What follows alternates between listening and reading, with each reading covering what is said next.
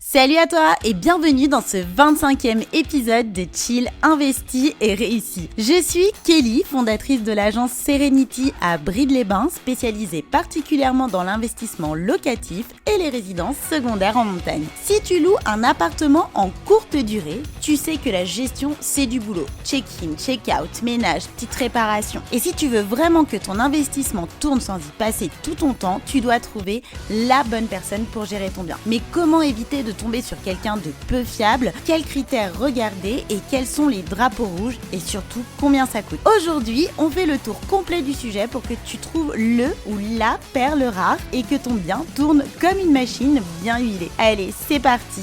Pourquoi déléguer la gestion de ton appartement ? Gérer un bien en location courte durée peut vite devenir chronophage, surtout si tu n'es pas sur place. Déléguer à une conciergerie ou à une personne de confiance, c'est 1. Gagner du temps, donc fini les allers-retours pour les arrivées et les départs. 2. Assurer une bonne expérience aux voyageurs. Un bon concierge améliore les avis et donc ta rentabilité. Et 3. Évite le stress. Plus besoin de gérer les imprévus, genre plomberie, ménage, clés perdues, etc., etc. Mais attention, tous les concierges ne se valent pas. Alors comment bien choisir ? Voici pour moi les qualités indispensables d'un bon concierge. Pour que ton bien soit bien géré, voici les qualités essentielles à rechercher. Premièrement, la fiabilité et la réactivité. Il doit être disponible pour gérer les urgences et respecter les horaires des check-in, check-out. Deuxièmement, il doit avoir le sens du service. Un bon concierge sait accueillir les voyageurs avec le sourire et leur donner envie de revenir. Troisièmement,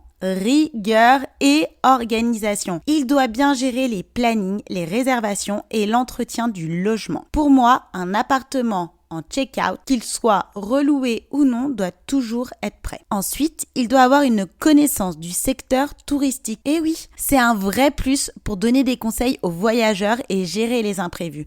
Donc ton concierge, il est censé aimer l'endroit où il travaille et vendre son secteur et les activités autour. Et enfin, il doit maîtriser les outils numériques. Il sait utiliser Airbnb, il sait utiliser Booking et aussi des outils de gestion. C'est un énorme avantage. Mon conseil, teste son professionnalisme en lui posant des questions sur des situations concrètes. Par exemple, que fais-tu si un voyageur perd ses clés à 22h ? Comment gères-tu un retard de check-out alors que d'autres locataires arrivent derrière ? Et enfin, pour moi, la machine à laver est tombée en panne, on est samedi, il y a une arrivée à 14h, il est midi, qu'est-ce qu'on fait ? Passons maintenant au drapeau rouge à éviter. Certains signes doivent t'alerter quand tu cherches une conciergerie ou un gestionnaire. Allez, premier drapeau, c'est le manque de transparence sur les tarifs. Méfie-toi des offres trop vagues. Deuxième drapeau, les réponses lentes ou un peu floues. Par exemple, si la communication est déjà compliquée avant même de commencer, imagine même pas après. Allez, on continue.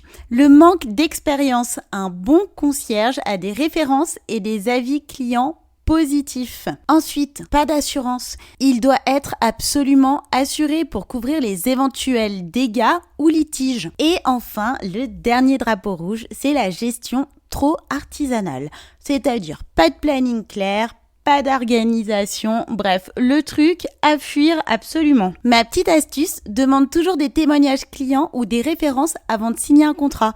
Et surtout, signer un contrat s'il y a. Allez, maintenant, passons à la partie la plus importante, c'est combien ça coûte. Le prix d'une conciergerie varie selon les services proposés. Donc voici une idée des tarifs à peu près pratiqués. Par exemple, pour un check-in, check-out uniquement, il faut compter entre 40 et 60 € par arrivée-départ. Pour la gestion complète, c'est-à-dire accueil, ménage, maintenance, assistance voyageur, gestion des réservations, etc., les conciergeries prennent entre 20 à 25% des revenus locatifs. Pour les ménages entre chaque location, donc généralement ça va varier selon la surface du bien, le type du bien, si c'est un studio ou un T2, T3, T4 chalet. Mais en moyenne, par exemple, si on se base sur Bride-les-Bains où c'est majoritairement des studios, on est entre 50 et 80 € selon donc la surface du bien. Donc si ton appartement est bien placé et bien géré, la conciergerie peut te faire gagner plus d'argent grâce à des meilleures notes et plus de réservations également. Donc où trouver la bonne personne? Alors tu vas avoir des plateformes spécialisées, par exemple les Mister VNB, Wildkeys, BNB Sitter, etc. Ça c'est vraiment les réseaux d'agences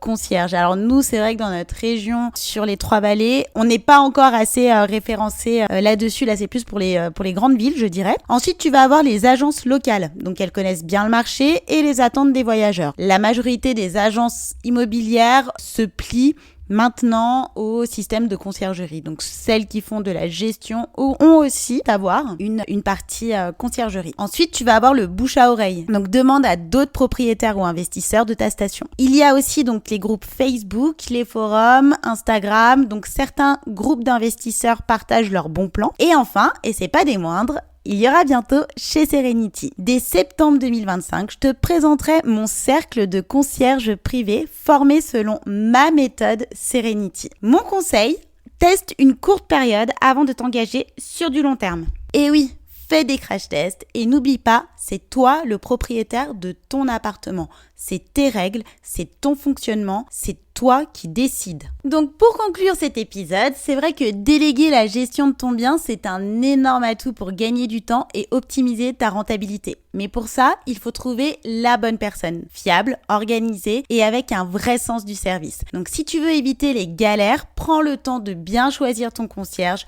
pose les bonnes questions et surtout, teste avant de t'engager sur le long terme. Si tu souhaites monter ta conciergerie, mais tu ne sais pas par où commencer, je te propose dès juin une formation personnalisée où tu deviendras le ou la concierge référent de ton secteur. Alors reste connecté. Merci de m'avoir écouté aujourd'hui. Si tu as des questions ou des sujets que tu aimerais que j'aborde, n'hésite pas à me contacter sur mon site www.agence-serenity.com ou sur les réseaux inscrits dans ma bio. Si cet épisode t'a plu, n'hésite pas à laisser un petit like ou commentaire et n'oublie pas de t'abonner pour ne pas manquer mes prochaines aventures immobilières. Allez, chill, investis et réussis!